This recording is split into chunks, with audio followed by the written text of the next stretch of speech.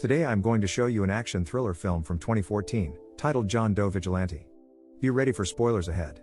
John Doe Vigilante begins by showing an investigative journalist named Ken Rutherford, who wants to investigate the background story of a mysterious killer in their city.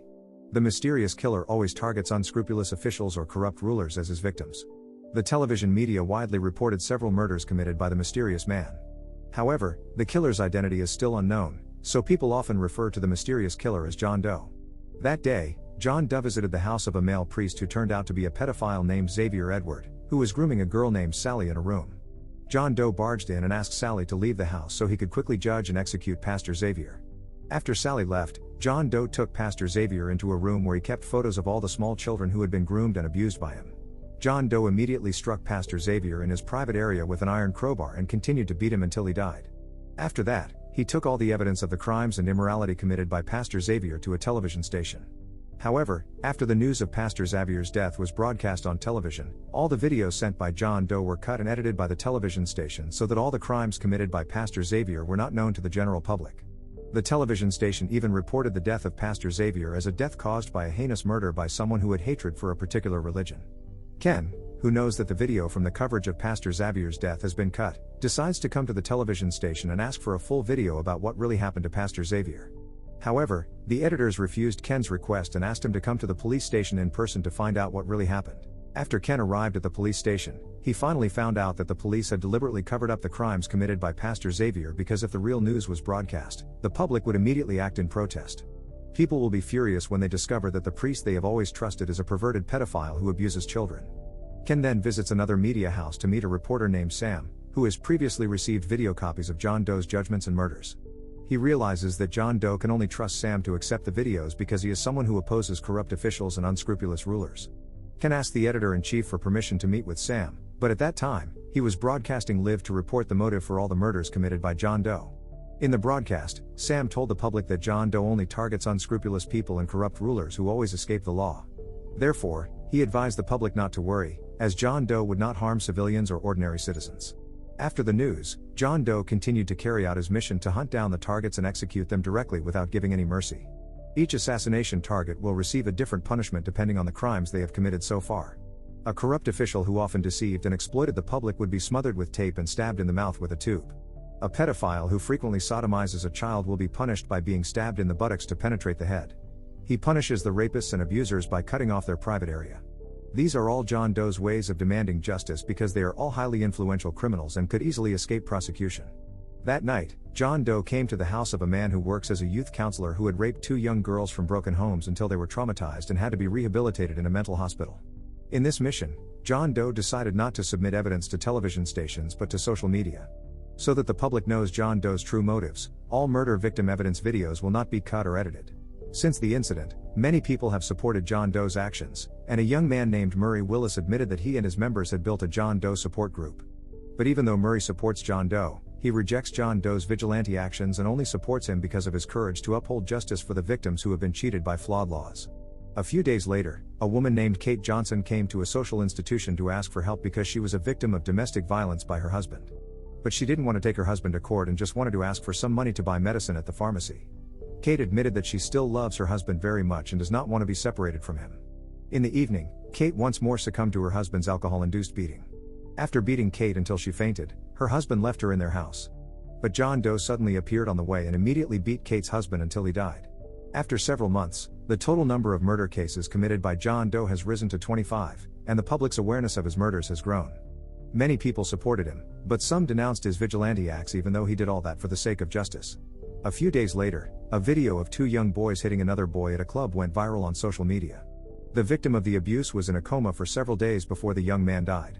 However, the court acquitted the two young men who were the perpetrators of the abuse because the judge stated that their actions were merely self-defense.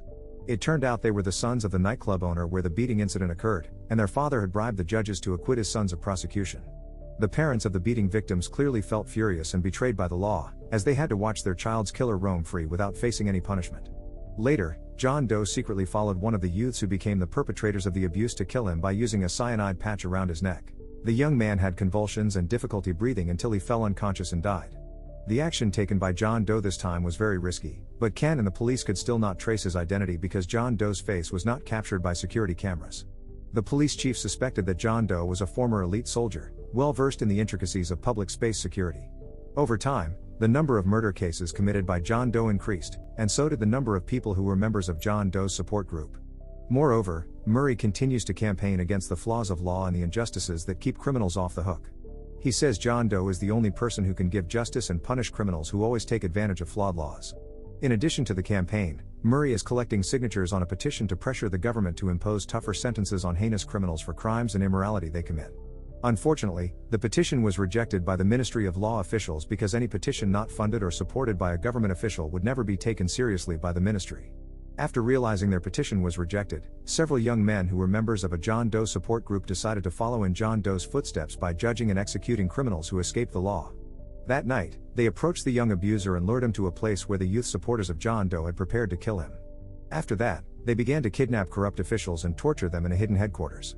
The incident began to spread in various television media, and they suspected that Murray was the mastermind behind the kidnapping carried out by the John Doe support group. Still, he immediately denied it because he was firmly against vigilantism. Even Sam is suspected of being a supporter of the John Doe fanatic group because lately, he has not actively covered all the actions carried out by John Doe's support group.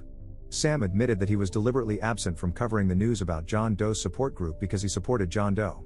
He became frustrated with those who persist in subservience to corrupt authorities and lack the courage to advocate for justice for the victims of crime. Shortly after, the television broadcast was suddenly hacked by John Doe and showed the execution of an old pedophile man. However, the target this time is different from the previous target since the pedophile he arrested is a poor man with no legal power. John Doe interrogated the man named Adam while hitting him in the face every now and then. He said that John Doe had caught the wrong person, and he was not at all a pedophile as John Doe had alleged. Hearing this, John Doe took a wooden box containing pigtails from children who had been victims of rape and murder by Adam. Despite John presenting all the evidence against Adam, he denied John Doe's accusations and maintained his innocence. John Doe patiently nodded at Adam's explanations and acted as if he believed him.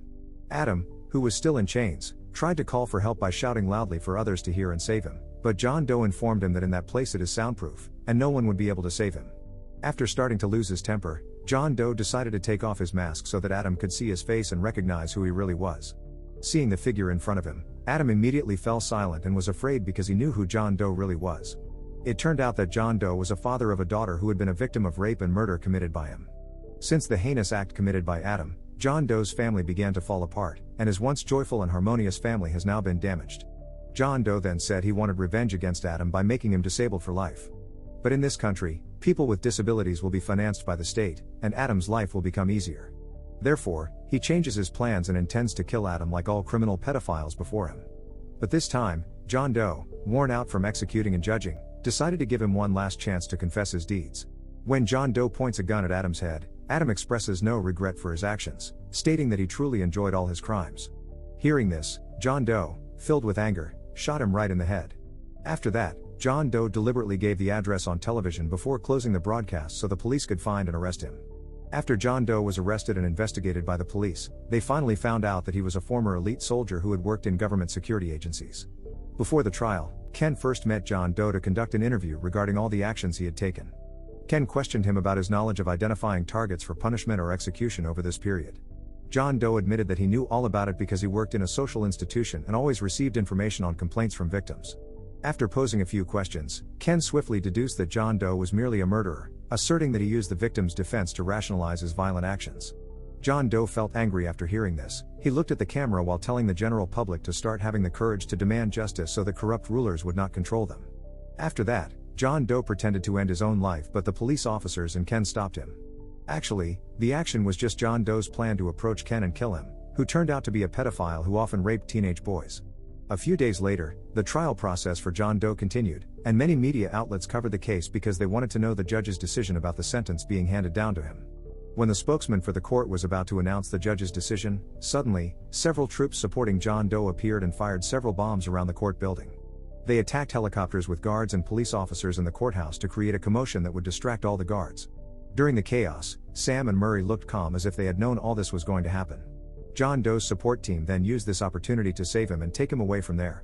Don't forget to like and subscribe for more videos like this.